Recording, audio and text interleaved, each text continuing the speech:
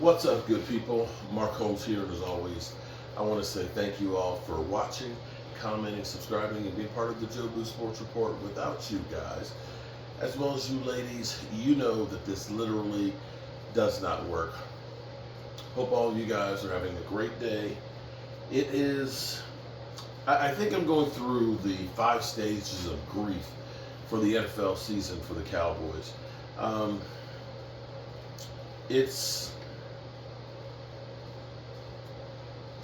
I'm not ready for the off season. If there's any consolation prize, at least we're not alone. We've got the Eagles that have lost as well, and Philly 500 talking to him. He believes Nick Sirianni will be fired in the next couple of days. We, on the other hand, are the Dallas Cowboys, where we take our time to figure out what the heck we are doing, and we don't know what the deal is. Earlier, I did a video with Game Time Brian. Shout out to Game Time Brian. Definitely check out his channel. It's ingesting. It's going to take some time, so it probably won't be out until tomorrow. But I've heard some things that really make me wonder about the commitment of my team for the future. That it seems like everybody has an agenda beyond winning football. And I don't know if that's going to change, because that starts from Jerry Jones, where he is the marketer in chief. He is P.T. Barnum, and that he wants to go ahead and be relevant. You know, as bad as we played and as much of a disappointment as we have been for 29 years, it ain't hurting him in the pocketbook. It ain't hurting him as far as notoriety. You have to say that, without a doubt, Jerry Jones is the most recognizable face in the NFL. The fact that there are 8 teams still playing for the Super Bowl, that nobody's talking about them. Nobody's talking about the Green Bay Packers versus the 49ers. They're talking about Jerry Jones and the Dallas Cowboys and how bad they played, where they literally choked. And there's no other way to put it other than to say we choked. You know, I care about my Cowboys. I fell out with the performance that they had. And for me to hear that there was a victory party planned before there was even a victory makes me wonder where people's heads are. I don't understand. I honestly don't understand how it is that you have all of the advantages. You've got a world-class training facility. You get a hangnail. You get an MRI. You've got the most prestigious orthopedist out there who seems to know whether or not people can play. That other players from other teams come to him to get their career together. That you end up with 9 guys that are all pros. That you have arguably one of the best wide receivers, one of the best quarterbacks, and one of the best edge rushers in football. And somehow a Green Bay Packers team of babies comes in and they punk you. They punked you. Don't you hear me? Don't you get it? They shit on you. They really did. There's no ifs, ands, or buts about it. They shit on the Cowboys. They pushed them around. They bullied them. And they made them their bitch. Now, when I talked to Brian, because I was like, I need to be brought off the ledge here, because I don't feel like anything's going to change. Jerry Jones has gone through with this, talking to the players with a sense of urgency, and I think Jerry Jones is looking at this as, I'm 81 years old. I don't have that much time.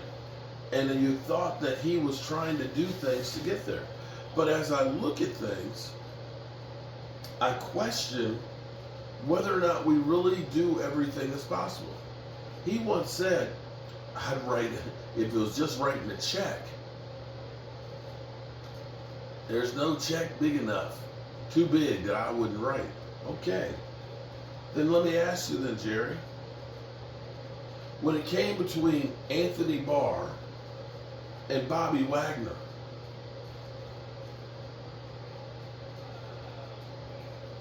Bobby Wagner was too big a check.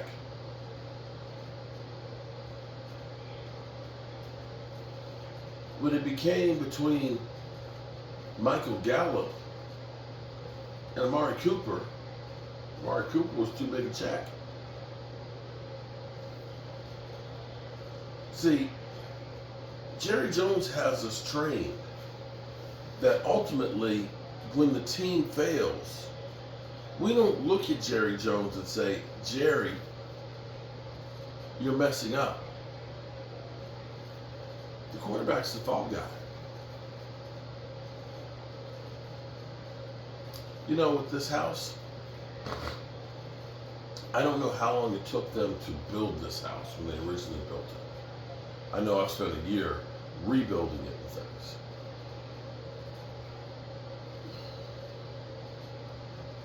But if you told me I had to plaster these walls over, you know, I've got a pool trowel, which is stainless steel about this long, and it's flexible and round on the edges. And putting that plaster on there, it smooths it out so nice. And you can get it nice and level. And it's stainless steel, so the plaster doesn't stick. It still sticks to it, but it will come off of it. If you gave me a teaspoon and said, plaster the walls, that's the tools I'm giving you. It ain't gonna work. I might get some on there, but that spoon ain't made to do the job I needed to do.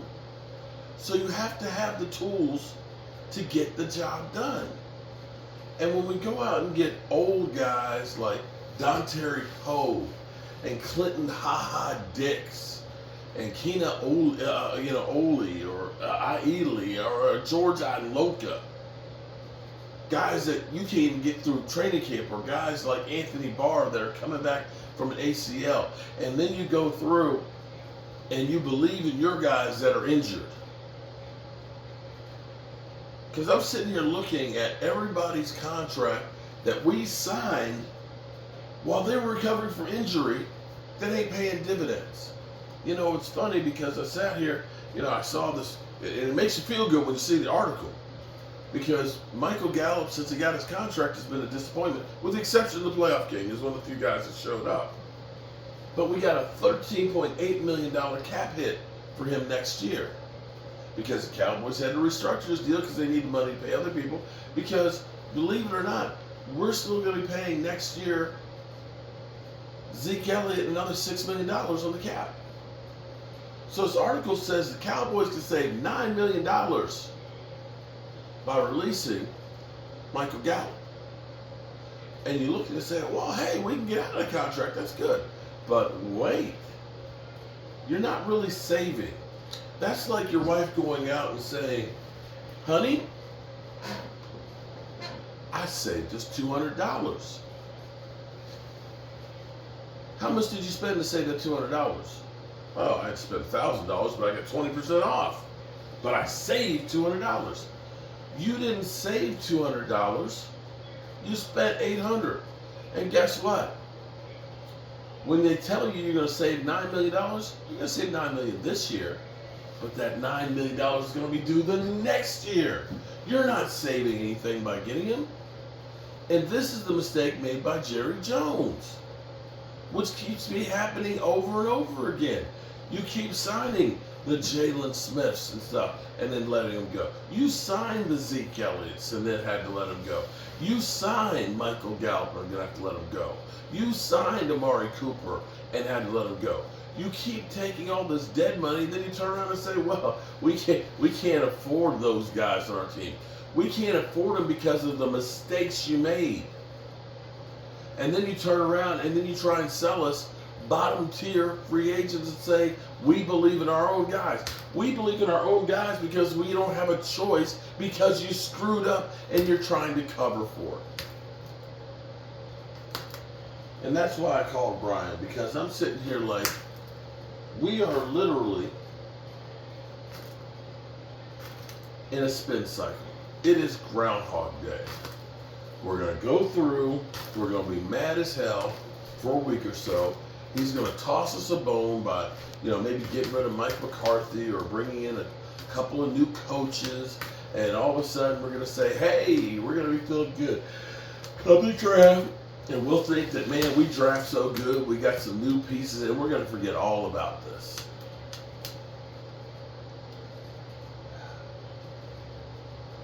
And this is the life of a Cowboy fan. We're good enough to compete, but not good enough to win it all. And that starts from Jerry. I don't know how it changes, y'all. But we'll talk about it some more over the next days and weeks and things.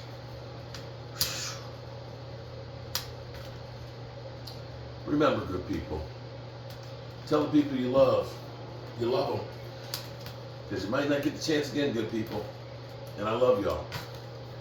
Peace out.